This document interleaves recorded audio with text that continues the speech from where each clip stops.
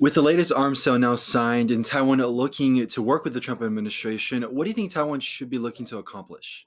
I think what is probably going through the minds of officials in Taipei right now is a question of how they balance these demands for an asymmetric self defense, which is written in Taiwan's policy, with the unknowns of the Trump administration, right? We don't really yet have clear indication of how Trump and team will approach arms sales to Taiwan. We know that there is likely to be pressure that Taiwan increases its defense spending levels, but we don't know how that will actually trickle down in day-to-day implementation. So I think Taiwan is really at this critical juncture right now. Do they spend on asymmetric systems that might be cheaper, but might give them a better, assurance against the challenges and threats they face, or do they crank the other direction and start spending money on higher dollar, in some cases, capital and legacy systems that may or may not be the best systems for the threat they face, but could help them tick that requirement of showing they've invested more in their self defense?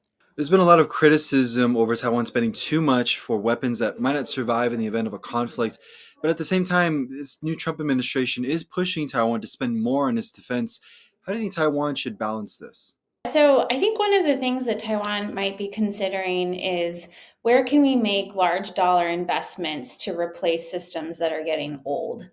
And things like the E2D, that's one example of where they have legacy platforms that need to be updated and replaced. And I think Taiwan, as it goes forward to try and make this presumed gesture of investment and symbolic down payment on its own self defense, on the back end of those investments, Taipei really has to have a clear plan for, E2Ds or other systems. Are they a peacetime capability? Are they a capability that's aimed at integrating with other regional militaries and partners, whether it's Japan or the Philippines or other neighboring countries?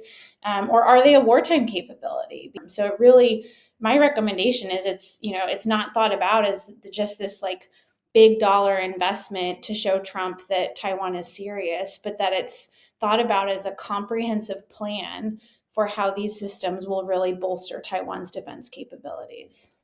If you had to speculate, what could we expect from the second Trump administration in terms of Taiwan's arms sales?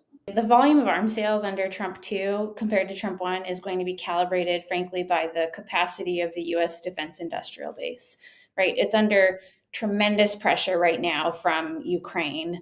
And so I think there's a big unknown here with how new SecDef Hegseth is able to reinvigorate US investments in the defense industrial base. And that ability to bolster our own capabilities to build stuff in the States will trickle down to Taiwan as it will every partner. That said, I do think there's a lot of potential for this positive trajectory of arms sales, both in quantity and quality, to continue.